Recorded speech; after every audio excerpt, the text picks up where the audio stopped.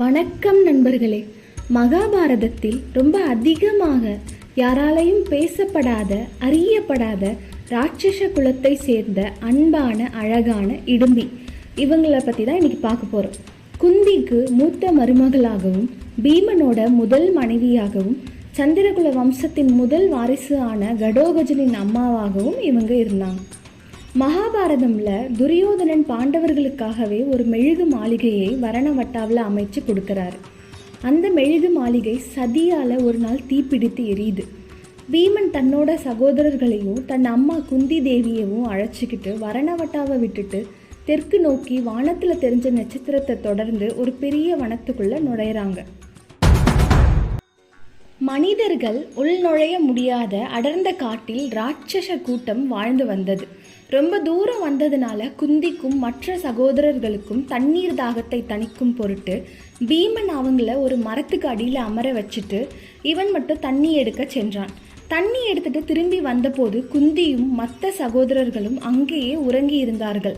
அவங்க உறங்கியதை கண்ட பின் அன்று இரவு அவர்களை காவல் காக்க ஆரம்பிக்கிறான்.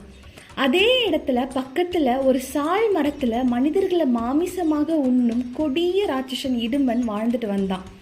அவனுக்கு கொஞ்சம் கொஞ்சமா மனிதர்களோட வாட வர அவன் தங்கச்சி இடும்பியை அழைத்து, இங்க மனிதர்கள் வந்திருக்காங்க, அவர்களை கொன்று என்கிட்ட எடுத்துட்டு வா, எனக்கு ரொம்ப பசியா இருக்குன்னு சொல்லி அனுப்பி வைக்கிறான். அண்ணன் பேச்சை கேட்ட அந்த ராட்சச தங்கையும் பீமன் இருக்கிற இடத்த நோக்கி வரா. பலம் வாய்ந்த அந்த வாயு பகவானே குந்தி தேவிக்கு வரமாக அளித்த பீமன் தன் குடும்பத்தை காவல் காக்கும் அழகை கண்டு அவளுக்கு அவன் மேல காதல் துளிர்விட ஆரம்பிக்குது. அவனையும் அவன் குடும்பத்தையும் வீழ்த்த விருப்பம் இல்லாமல் அவன் முன்னாடி ஒரு அழகான பெண்ணாக மாறி தன் அண்ணன் எதுக்கு அவளை அனுப்பி வைத்தார் என்ற நோக்கத்தை அவனுக்கு விளக்கி சொன்னார். வெகு நேரம் இடும்பி திரும்பி வராததை கண்டு இடும்பனும் தேடி வரான். சொந்த அண்ணனாகவே இருந்தா கூட இடும்பன் செய்தது தவறுன்னு இடும்பனை வீழ்த்த பீமனுக்கு உதவி செய்கிறான். தன் அண்ணன் வாழ்ந்து வந்த சால் மரத்தை போன்ற தோள்களை உடைய பீமனை கண்டு அந்த கடவுளே உங்களை என்கிட்ட அனுப்பி வச்ச மாதிரி இருக்கு என உங்களுடைய பாதியா ஏற்றுக்கொள்ளுங்க, நம்ம இந்த மலை காடுகளில் சந்தோஷமா வாழலான்னு சொல்லி அவன்கிட்ட காதல் மொழி பேச ஆரம்பிக்கிறான். ஆனால் இதை கேட்ட பீமன் அவளும் ஒரு ராட்சச இனம்தானே அப்படின்னு சொல்லி அவளை நிராகரிக்கிறான்.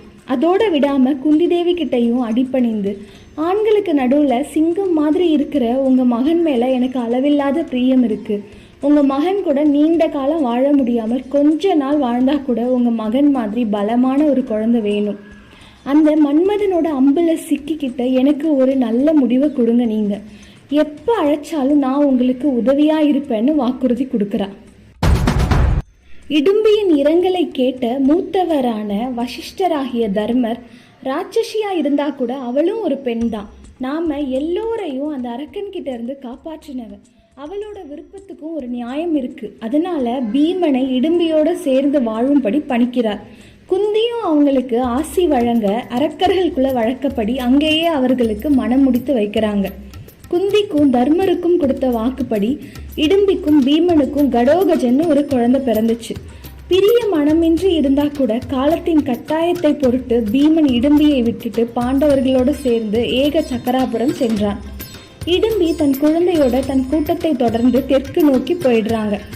இந்திரனால பயிற்சி அளிக்கப்பட்ட இடும்பியோட மகன் கடோகஜன் பின்னால பாரத போரில் பாண்டவர்களுக்கு பெரும் உதவியாக இருந்தார்.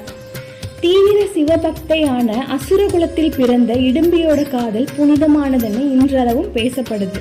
வட இந்தியாவில் கோவில்கள் சில எழுப்பி இடும்பியை இன்றளவும் கடவுளாக வழிபடுறாங்க. நன்றி, வணக்கம்.